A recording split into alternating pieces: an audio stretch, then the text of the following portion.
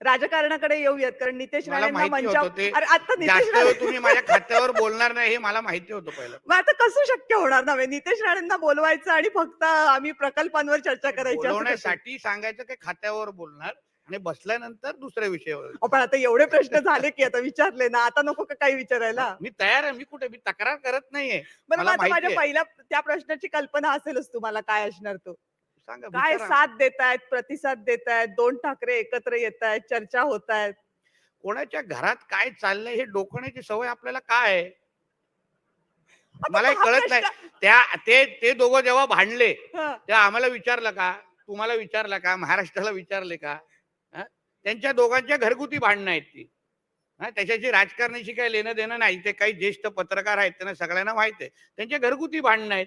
आता त्यांची घरातली भांडणं मिटवत असतील, एकत्र येत असतील, तर चांगलीच गोष्ट आहे. 2 राजकीय पक्ष एकत्र अहो, येण्याचं पण मला म्हणताय. सांगा, 2 राजकीय पक्षाचं विश्लेषण करा. हं, एकाकडे 0 आमदार, हं, एकाकडे 20 आमदार. हं.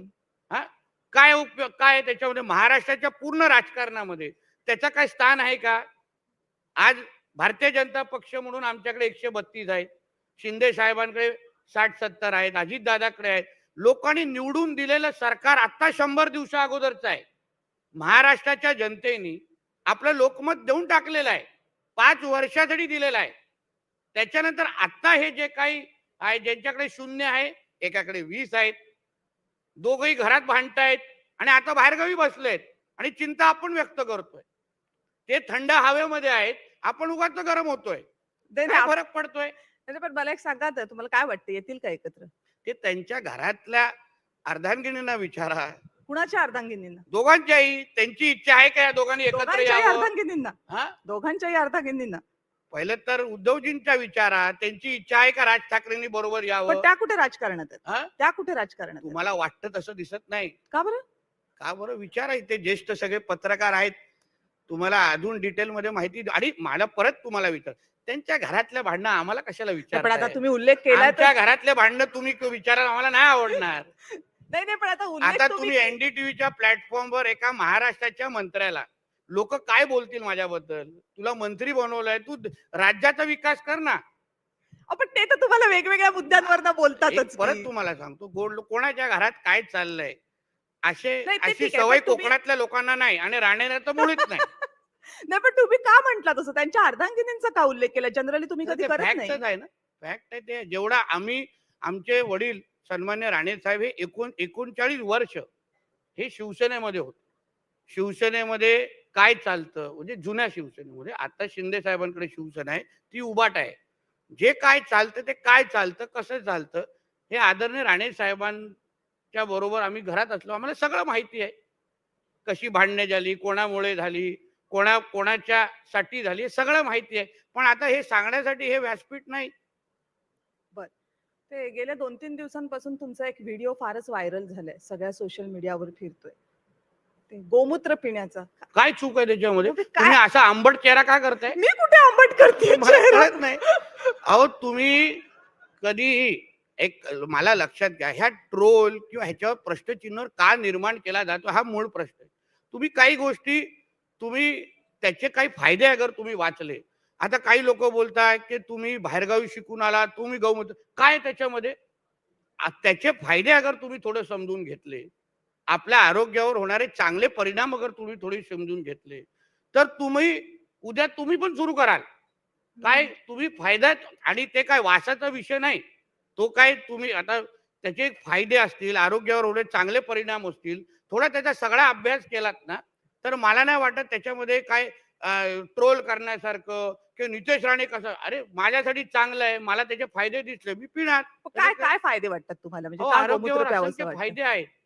आपल्या म्हणजे कॅन्सरवर सर्वात मोठा उपाय त्याचा आहे. हं, आज कॅन्सरचं होणारं प्रमाण बघा याच्यामध्ये सर्वात मोठा आहे. इम्युनिटी, ज्याच्या रोग प्रतिकार शक्ती ज्याला म्हणतात, त्याचा फार मोठा फायदा आहे. हं.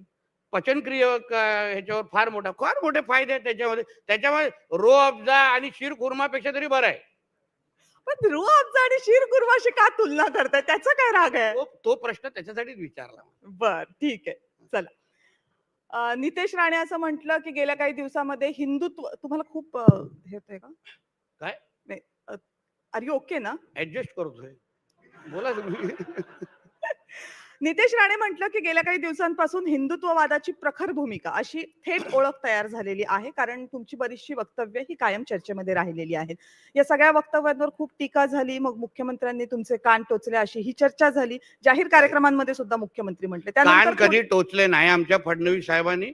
फडणवीस साहेबांनी जे काही वक्तव्य दिलेले आम्ही फार बारकाईने ऐकतो, शिकतो, समजून घेतो. कधी कान टोचलेले कधीच नाही. हं. आणि त्यांना समजवण्याचाही अधिकार आहे, कान टोचण्याचा पण आहे. कधीही मला आता माझ्या ह्याच्यावर तुम्हाला विश्वास असेल तर, कारण का कधी मीडियाला कितीही बोंबललं ते पाहिजे तेच दाखवतात. हं. पण तसं असं कधी आणि आता झालेलं तुमची नाहीये. पूर्ण मुलाखत लाईव्ह आहे. कधी झालेलं नाही. साहेबांनी फक्त काही सल्ले दिलेले आहेत. तेवढं बाकी हिंदुत्वावर आम्ही नितेश राणेला थांबवणार नाही. हेही आमचे साहेबच बोललेले आहेत. हं. त्याच्यावर तुमचा फोकस नाही. बाकीच्यावर फोकस आहे एवढाच विषय. पण कधीही कान टोचलेलं नाही. आम्ही फडणवीस साहेबांबरोबर काम त्यांच्या विचारावर त्यांच्या टीममध्ये काम करलेले आम्ही लोक आहोत. आम्ही त्यांची कार्यपद्धती चांगली ओळखतो. त्यांचा पूर्ण अधिकार आमच्यावर आहे. म्हणून कान टोचण्याचा हा विषय कधीच झालेला नाही. पण तुमचे आणि हिंदुत्व हिंदुत्व हे आमचं मूळ गाभा आहे भारतीय जनता पक्ष म्हणून. हं. आम्ही त्या विचारावर काम करणारे सगळे कार्यकर्ते आहोत. पण त्या संबंधित कान टोचण्याचा प्रश्नच येत नाही. हे सरकारच हिंदुत्वादी विचाराचं सरकार आहे. मग त्याच्यावर कान कशाला टोचले पाहिजे? मग त्यांनी तुम्हाला हिंदुत्व वैयक्तिकरित्या या पण काही विषयावर सांगितलं? कधीच कॉम्प्रोमाइज नाही. ही पहिल्या दिवसापासून भूमिका आहे. नाही, पण त्यांनी जाहीर कार्यक्रमांमध्ये असं म्हटलं, की मंत्रिपदावर असलेल्या व्यक्तींनी जबाबदार पद्धतीनं हा वक्तव्य ठीक आहे, तो करायला सल्ला हवे. दिलेला आहे ना. हं. त्याच्यानंतर तर तुम्ही बघा किती जबाबदारी वाढलेली आहे. बरं मला एक सांगा, की तुम्ही जेव्हा शिवसेनेमध्ये म्हणजे तुम्ही कायम हिंदुत्वाची भूमिका खूप जोरदार प्रखरपणे मांडता आणि मग अनेकांना असा प्रश्न पडतो, प्रामुख्यानं तरुण पिढीला, की हा माणूस तर परदेशामध्ये शिकून आलेला आहे, तरुण आहे. तर मग हे विकास कामांवर बोलण्यापेक्षा, महाराष्ट्राच्या मुद्द्यांवर बोलण्यापेक्षा हिंदुत्वाच्या मुद्द्यावरच इतके कायम प्रखर का असतात? मग जो परदेशातून शिकून येतो त्यांनी हिंदुत्व किंवा आपला धर्म विसरावा असं कुठे लिहिलेलं आहे का? मंत्री, आमदार, पक्षाचा कार्यकर्ता होण्याच्या अगोदर मी एक हिंदू आहे, मी कधी विसरत नाही. आणि त्या दृष्टिकोनातून वाटचाल करतो. जिथे विकास करायचा आहे, विकास करतो. पण विकास कोणासाठी करायचा आहे? अगर जिवंतच राहिलो नाही, तर विकासाचा काय उपयोग नेमकं? पण असं का आणि वाटतं आज तुम्हाला, जी की परिस्थिती जिवंत राहिलो नाही आजूबाजूला तर? जिथे-जिथे हिंदूंवर अन्याय होण्यासारखी परिस्थिती आहे, तिच्यावर हिंदू म्हणून अगर मी बोललो नाही, तर मग ह्या पदांचा आणि ह्या ओळखीचा काय फायदा?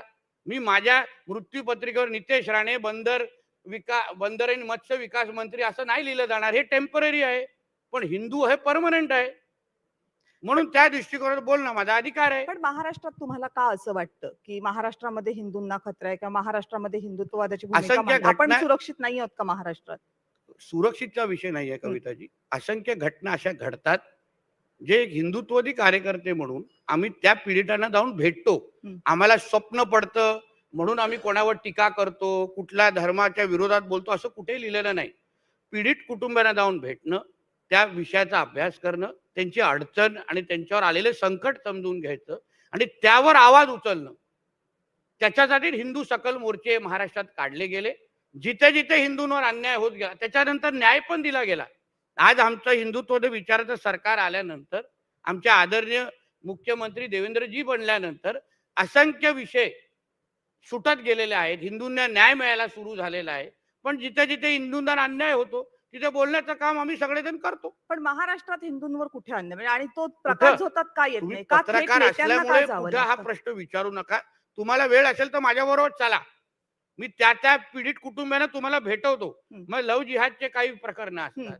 लँड जिहादचे काही प्रकरणं असतात. बरं. थेट लाऊडस्पीकरचे काही विषय असतात. असंख्य विषय असतात. आता काश्मीरमध्ये मारलं गेलं ना, हिंदूंनाच मारलं गेलं ना. धर्म विचारला गेला तिथे. बाकी कुठली ओळख, जात, भाषा विचारले नाही. तू हिंदू आहे, गोळी मारा. मग हाच तर आमचा मुद्दा आहे ना. आतंकवादचा रंग हिरवाच आहे. कधी म्हटलं जातं आतंकवादाला रंग नसतो. आतंकवादचा आणि जिहाद्यांचा रंग हिरवाच आहे. हे वारंवार आम्ही बोलतोय. मग तेव्हा हे सेक्युलरवाले किडे लोक पुढे येतात आणि आम्हाला लेक्चर देतात. आता जावा ना लेक्चर द्यायला. हे पण जेव्हा ते तुम्ही काश्मीरला पण तुम्ही घडलंय ते. जेव्हा ही हिरव्या आणि भगव्या रंगाची मांडणी करता, तर जेव्हा तुम्ही शिवसेनेमध्ये होतात त्यावेळेस तुम्ही हिंदुत्वाचा पुरस्कार करत होतात. मग तुम्ही काँग्रेसमध्ये गेलात तेव्हा अचानक तुमची काँग्रेसमध्ये भूमिका आम्ही मवाळ नाईलाजाने झाली गेलो. आणि त्याच्यानंतर भाजपमध्ये आल्यावर पुन्हा हिंदुत्व. मग हो. तुमचं हिंदुत्वाची जी भूमिका आहे ती तुम्ही कोणत्या पक्षात आहात यावरून ठरते असं का? काय ना, आम्ही प्युअर हिंदुत्ववादी. आम्ही काँग्रेसमध्ये होतो तेव्हा पण बोलायचो ना. आमचे वडील 39 वर्ष हिंदू हृदय सम्राट बाळासाहेब ठाकरेंच्या तालमीमध्ये तयार झालेले कडवट शिवसैनिक होते. उद्धव ठाकरे नालायक निघाले म्हणून आम्हाला 12 वर्ष जायला लागलं काँग्रेसमध्ये. पण आता आम्ही परत हिंदुत्ववादी विचाराच्या सरकारमध्ये, हिंदुत्ववादी विचारासारख्या पक्षामध्ये, भारतीय जनता पक्षामध्ये आज आलेलो आहे आणि हिंदुत्वाचा विषय प्रखर पद्धतीने मांडतोय. तुमच्या आणखी एका वक्तव्याबद्दल महाराष्ट्रामध्ये प्रचंड चीड निर्माण झाली होती आणि ते होते शिवाजी महाराजांच्या सैन्यामध्ये मुस्लिम मावळे नव्हते असं तुमचं वक्तव्य आहे. महाराष्ट्रामध्ये नाही, खूप लोकांना तो विषय माझा पटला पण हं. आणि त्यांना ती माहिती पण योग्य आहे. काही मोजक्या लोकांना तो पटला नाही, तो ठीक आहे. तुम्ही महाराष्ट्र असा शब्द बोलू नका. आम्ही पण महाराष्ट्रामध्ये छत्रपती फिरतो. शिवाजी महाराज महाराष्ट्राचे आहेत. हो, पण सगळ्यात महाराष्ट्राच्या लोकांना माझा विषय पटला नाही असं नाही. खूप लोकांनी त्यांना बोललं नाही, तुम्ही बोललात ते बरोबर पण बोललात, पण त्या लोकांपर्यंत एनडीटीव्ही पोहोचलं नाही. नाही पण तुम्हाला का असं वाटतं की छत्रपती शिवाजी महाराजांच्या सैन्यामध्ये अजिबात मुस्लिम वाटलं नव्हते नाही, जेव्हा- माहिती आहे तशी. पण इतिहास तर त्याला दुजोरा देत अहो, नाही. छत्रपती शिवाजी महाराजांनी हिंदवी स्वराज्याची स्थापना केली. हं. हिंदवी स्वराज्याची स्थापना केली. जे इस्लामीकरण होत होतं, हिंदू मंदिरं तोडली जायची, हिंदू माता भगिनींना हे मुघल आणि हे सगळे जे राजे आहेत त्यांच्यावर अत्याचार करायचे, त्याच्या विरुद्ध जिजाऊ महानी आमच्या छत्रपती शिवाजी महाराजांना हिंदवी स्वराज्याची स्थापना करायला सांगितलं. आता उदाहरण, तुम्ही छावा चित्रपट पाहिलाच असेल. औरंग्यानी छत्रपती संभाजी महाराजांना काय काय मागितलं? त्यांच्याकडे स्वराज्य मागितलं नाही, त्यांच्याकडे त्यांची दौलत मागितली नाही. त्यांनी फक्त एवढंच आहे, तुम्ही तुमचा धर्म बदला. म्हणजे ती हिंदू विरुद्ध मुसलमानच लढाई होती ती. मग काय चुकीचं बोललोय मी? आणि याचे दाखले आहेत. काही मोजके लोक जे बोलतात तेच खरं आणि आम्ही खोटं असं कुठे लिहिलेलं नाही हो. असं कुठे? शिवाजी महाराज हे सेक्युलरच नव्हते, हे हिंदवी स्वराज्याचे संस्थापक छत्रपती शिवाजी महाराज. म्हणजे तुम्ही छत्रपती शिवाजी महाराजांना हिंदू या व्याख्येमध्ये आणून बसवता. असं नाही ना, पण आमचं हिंदू राष्ट्रामध्येच राहतोय, हं.